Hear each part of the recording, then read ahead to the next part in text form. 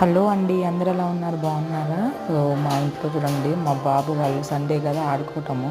So ఈ toys అన్నీ ఇంకా ఒక బ్యాగ్ నిండా ఉన్నాయి, సైడ్ వేసేసి మా పాప ఏమో పెట్టుకుంది, బాబు పాప ఆడుతున్నారు.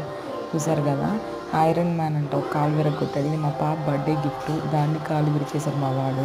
ఈ కార్లు చూడండి, బయటకు వెళ్తే చాలు ఈ కార్ల మీదే పెడతాడు మా వాడు.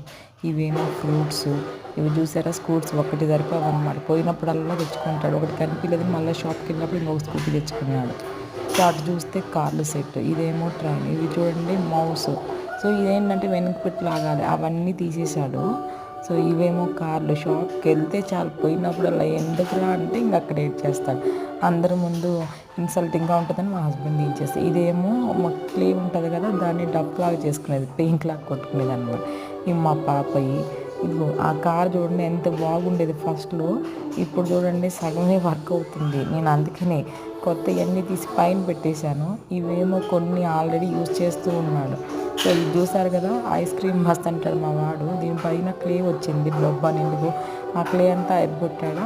సో ఇవి ఫ్రూట్స్, ఇవి మాకు మెమరబుల్ అనమాట. హైదరాబాద్ నుంచి వెకేట్ చేసి వస్తుంటే మా హౌస్ ఓనర్ ఆంటీ కొనిచ్చింది మా పాపకి. సో ఈ ఫ్రూట్ సెట్స్ ఒక్కొక్కసారి వాడు మూడుంటే ఆడతాడు. ఇది ఎంత బాగున్నదో టాయ్ అయితే, దాన్ని విరిచి పక్కన పడేశాడు అనమాట మా వాడు.